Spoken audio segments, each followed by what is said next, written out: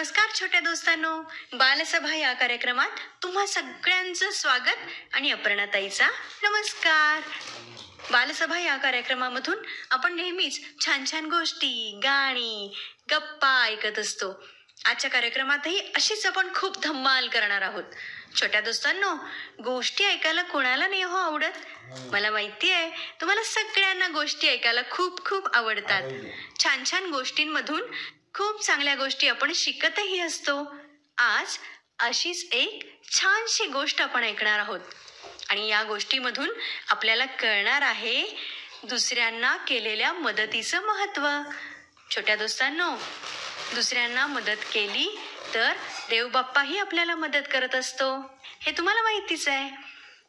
छोट्या दोस्तांनो, आपला एक छोटा दोस्त राजू, त्यानं इतरांना केलेल्या मदतीमुळं त्याला त्याचा आवडता ढोल कसा मिळाला, ऐकूया ढोल या गोष्टीमधून. ही गोष्ट आपल्याला सांगितली आहे आपल्या छोट्या मैत्रिणीनं. तिचं नाव आहे सायली दीपक मलमे. चला तर मग ऐकूया गोष्ट ढोल. नमस्कार, माझे नाव सायली दीपक मलमे. माझ्या शाळेचे नाव जिल्हा परिषद शाळा नंबर 2 समडोळी, इयत्ता 2री. माझ्या गोष्टीचे नाव आहे ढोल. ढम ढम ढम असा ढोलाचा आवाज ऐकून अंगणात बसलेला राजू एकदम उठून उभा राहिला. शेजारच्या गल्लीत काय चाललंय, जरा बघून तरी येऊया असा त्यानं विचार केला. बघतोय तर काय, तिथे काही मुलं ढोल वाजवत मजा करत होती. ते पाहून तो खूप आनंदी झाला. आपणही ढोल आणतो वाजवायचा असं म्हणत थोड्याच वेळात राजू उड्या मारतच घरी आला. त्याची आई बाजारात निघाली होती. राजू तिला म्हणाला, आई, माझ्यासाठी बाजारातून एक ढोल आण ना. काही न बोलताच आई बाजारात निघून गेली. आईने शेतातलं धान्य बाजारात विकलं आणि त्या पैशातून पीठ आणि मीठ विकत घेतलं. तिला आठवलं राजूने ढोल आणायला सांगितलंय, पण ढोल घेण्यासाठी तिच्याकडे पैसेच शिल्लक राहिले नव्हते. राजूसाठी तिला काही घेता आलं नाही याचं तिला खूप वाईट वाटत होतं, पण ती तरी काय करणार. तशीच परत घरी निघाली. रस्त्यात तिला एक लाकडाचा तुकडा मिळाला. तो घेऊन ती घरी आली आणि राजूला तो दिला. म्हणाली, राजू, हा घे लाकडाचा तुकडा, खेळ बरं याच्याशी. राजू नाराज झाला होता, तरीही तो त्या लाकडाच्या तुकड्याशी खेळला आणि मग बाहेर खेळायला निघून गेला. रस्त्यात त्याला एक म्हातारी बाई दिसली. ती पालापाचोळा घालून चूल पेटवण्याचा प्रयत्न करत होती. तिच्या डोळ्यातून पाणी येत होतं. राजूने विचारलं, आजी, तुम्ही का रडता? आजीबाई म्हणाल्या, मी रडत नाही रे, पाचोळा ओला आहे म्हणून चूल पेटत नाही. राजू विचार करू लागला. त्याला आठवलं आपल्याजवळ एक लाकडाचा तुकडा आहे, तो या आजीला दिला तर. राजूने लगेच आपल्याकडचा लाकडाचा तुकडा त्यांना देऊन टाकला. आजीने चूल पेटून पोळ्या केल्या. त्यातील एक पोळी राजूला दिली. पोळी घेऊन राजू पुढे निघाला. पुढच्या गल्लीत कुंभाराची मुलगी रडत असलेली त्याला दिसली. राजूनं तिच्या आईला तिच्या रडण्याचं कारण विचारलं. तिची आई म्हणाली, तिला भूक लागलीय म्हणून ती रडतीय, मग तिला द्या ना खाऊ. राजू म्हणाला, अरे बाळा, तिचे बाबा बाजारातून धान्य घेऊन येतीलच, मग मी ते दळून आणून त्याच्या पोळ्या बनवेन. राजूला त्यांची गरिबी लक्षात आली. त्याने विचार केला, आपल्या जवळची पोळी दिली तर. राजूने लगेच आपल्याकडची पोळी तिला दिली. मुलगीने पोळी लगेच मटकावून टाकली आणि रडायची थांबली. तिच्या आईने राजूला प्रेमानं मातीचा घडा दिला. घडा घेऊन राजू नदी किनारी गेला. तिथे एक धोबी आणि त्याची बायको भांडत होते. एकच घडा शिल्लक होता, तो देखील फुटून गेला. ते म्हणाले, या घोड्यावर मला चढताच येईना, म्हातारा झालोय ना.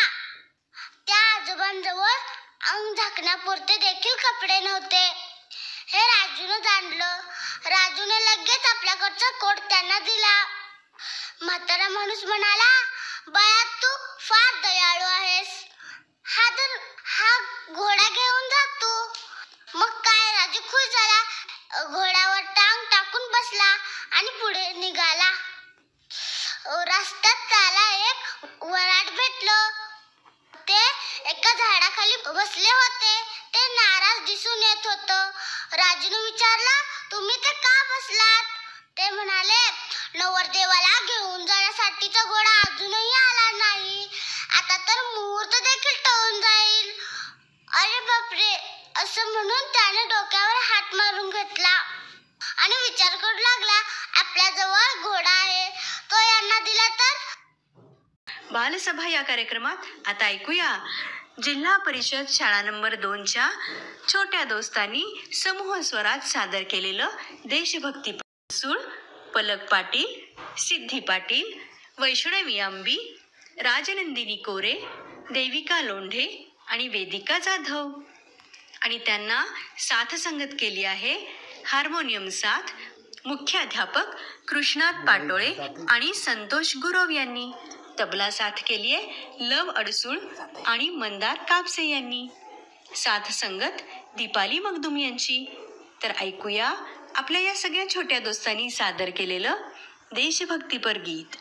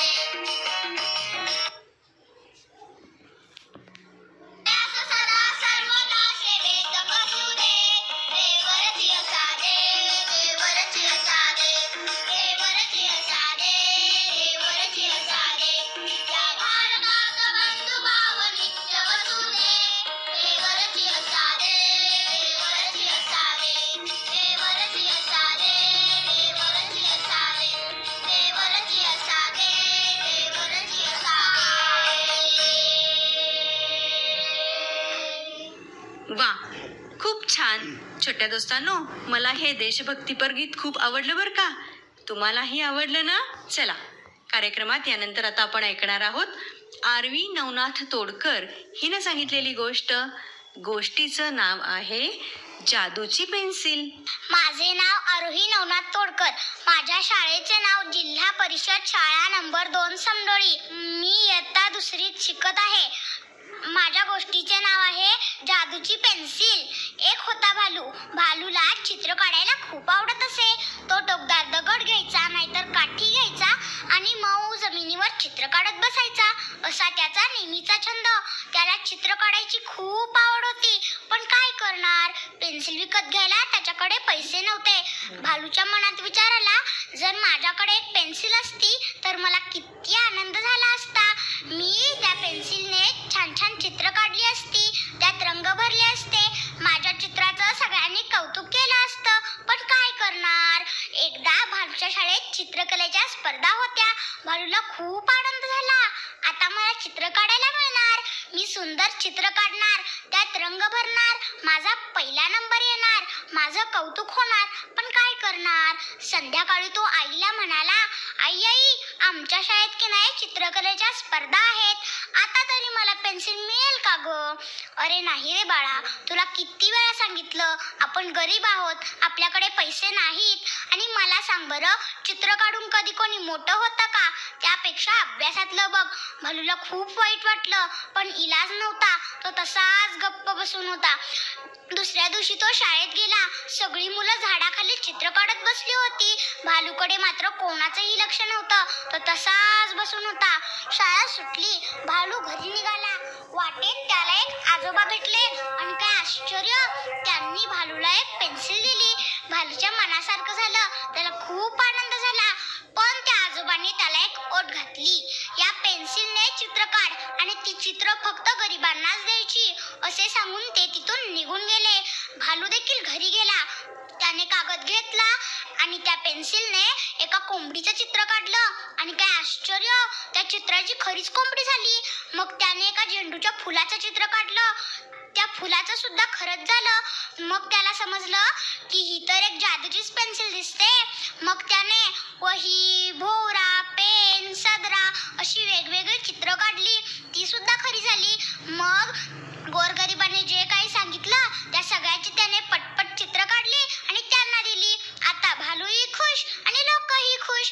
लवकरच ही बातमी राजापर्यंत पोहोचली. राजाने भालूला आपल्या राजवाड्यात बोलावलं. राजा म्हणाला, सोन्याच्या नाण्यांनी गच्च भरलेलं झाड काढ. भालूच्या मनात विचार आला, हा तर राजा आहे, ज्याच्याकडे तर आधीपासूनच खूप धनसंपत्ती आहे. तो ताबडतोब महाराजांना म्हणाला, अहो महाराज, आपल्याकडे तर आधीपासूनच खूप धनसंपत्ती आहे, मी तर फक्त गरिबांसाठीच चित्र काढतो. असे म्हणून भालूने चित्र काढायला नकार दिला. राजा खूप चिडला, हा एवढासा भालू आणि माझं ऐकत नाही. प्रधानजी म्हणाले, अहो महाराज, जाऊ द्या, अजून लहान आहे तो, ते काही नाही, याला आत्ताच्या आत्ता उचला आणि ताबडतोब तुरुंगात नेऊन टाका. नोकरांनी त्याला उचललं, तुरुंगात टाकले, दरवाजा ओढला आणि कुलूप घालून किल्ली घेऊन तिथून निघून गेले. भालू थोडा वेळ शांत बसला. पेन्सिल मात्र भालूजवळच होती. तो हुशार होता. त्याने ती पेन्सिल घेतली आणि एका किल्लीचं चित्र काढलं. मग काय, ती किल्ली खरी झाली. त्याने ती किल्ली घेतली, हळूहळू दरवाजापाशी गेला, आसपास पाहिलं, किल्ली कुलपात खटाक करून घातली, दरवाजा उघडला आणि त्याने तिथून धूम ठोकली. ही बातमी राजाला कळाली. राजाने आदेश सोडला, ताबडतोब भालूला इथे पकडून ना. सगळे सेवक भालूच्या घरी गेले, त्याला पकडले. तो गयावया करू लागला. आई देखील घाबरली, पण सेवकांनी त्याला उचलून राजासमोर उभा केलं. भालू खूप घाबरला होता. तो थरथर कापू लागला. राजा म्हणाला, अरे बाळा, घाबरू नको, मी तर तुझी परीक्षा घेतली रे. भालू खुश झाला. राजा पुढे म्हणाला, ही सगळी कागद घे आणि गोरगरिबांना जे काही लागतं त्या सगळ्याची चित्र काढ. मग भालूने ती कागद घेतली आणि पटपट चित्र काढली. मग राजाने गोरगरीब प्रजेला बोलावलं आणि त्या सगळ्या वस्तू भालूच्या हस्ते गरिबांना वाटल्या. त्यात भालूची आई देखील होती. इतर साहित्यांबरोबर भालू आईला पेन्सिल द्यायला मात्र विसरला नाही. आता भालूही खुश, भालूची आईही खुश, राजाही खुश आणि प्रजाही खुश. धन्यवाद. आरवी नवनाथ तोडकर हिनं सांगितलेली जादूची पेन्सिल गोष्ट तुम्हाला कशी वाटली मित्रांनो? मला तर खूपच आवडली.